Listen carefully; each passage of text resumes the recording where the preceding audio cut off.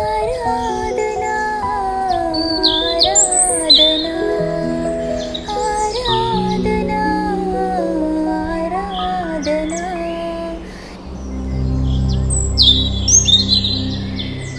ఏకదేవుని నామంలో మీ అందరికీ కూడా ఈ మండల కాల ధ్యానాంశంలోనికి ప్రభు పేరిట స్వాగతం తెలియజేస్తుంటున్నాను.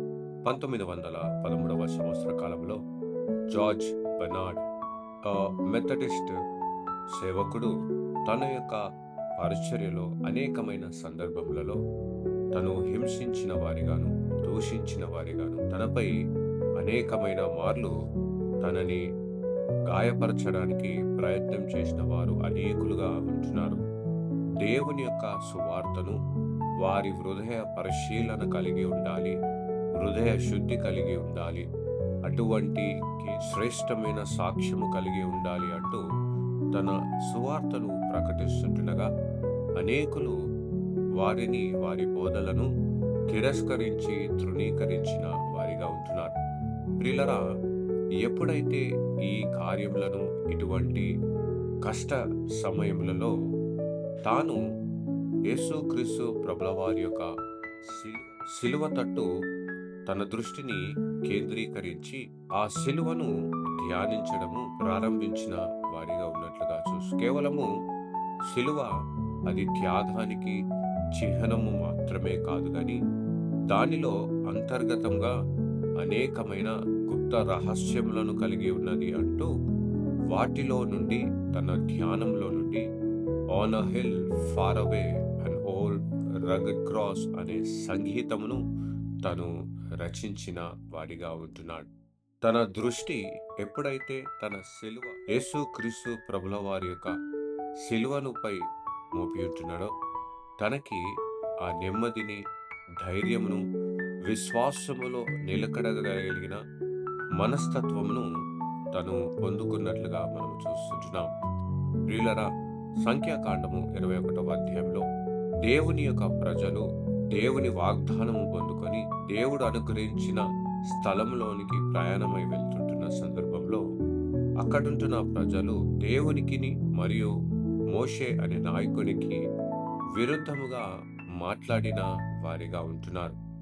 ఎప్పుడైతే వారి యొక్క మాటలను తెలిపిన వారిగా ఉంటున్నారో వెంటనే అక్కడ దేవుడు సర్పములను పంపిన వాడిగా ఉంటున్నాడు. ఆ సర్పములు వారి యొక్క ఎప్పుడైతే కాటు వేసి ఉంటున్నారో ఆ మనుషులు చనిపోయిన వారిగా ఉన్నారు. ఈ సంగతిని గమనించి ఆ ప్రజలందరూ కూడా మోషే దగ్గరికి వెళ్ళి, మేము దేవునికి విరుద్ధముగాను నీ ఎదుటను పాపము చేసితిమి అంటూ వారు మొరపెట్టి కొన్నవారుగా ఉన్నారు. అంత మాత్రమే కాదు గాని ఆ సర్పములను తీసివేయుటకు దేవునిని మా పక్షమున వేడుకొనుము అంటూ మోషేకి సెలవిచ్చిన వారిగా ఉంటారు. ఈ సంగతి గమనించి మోషే దేవుని సముఖంలో ప్రార్థన చేయగా దేవుడు మరి మోషేకు కొన్ని సూచనలను అందించిన వాడిగా ఉంటాడు.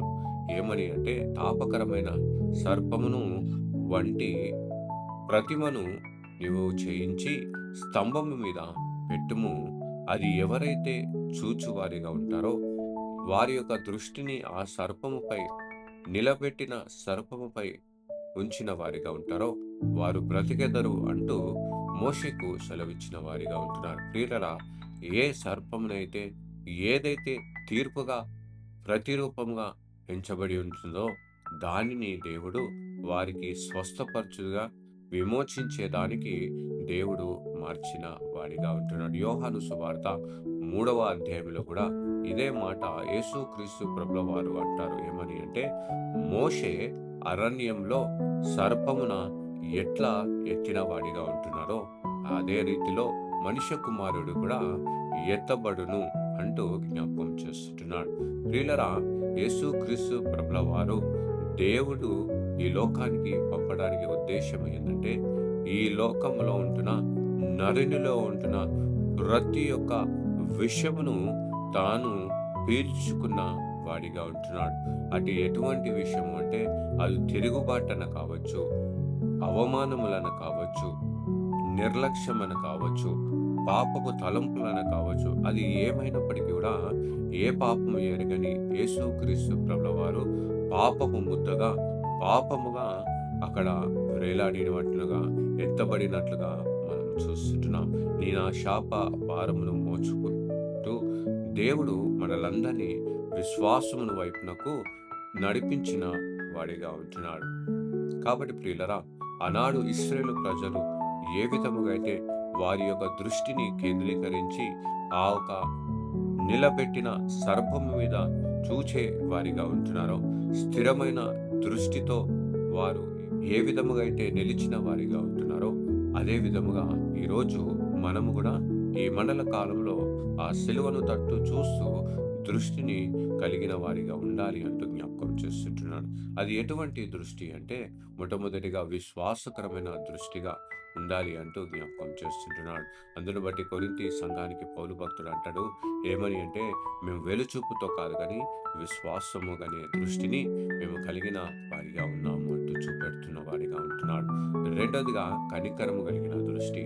యేసుక్రీస్తు ప్రభుల వారు ఆ ప్రజలను చూచినప్పుడెల్లా దేవుడు కనికరపడిన వాడిగా ఉన్నట్లుగా చూస్తుంటారు. కాబట్టి సిలువలో దేవుడు మనలను చూచినప్పుడు కనికరముతో మన కొరకు విజ్ఞాపన చేసిన దృష్టి మనకి కూడా కలిగి ఉండాలి అంటూ జ్ఞాపకం చేస్తుంటున్నాడు.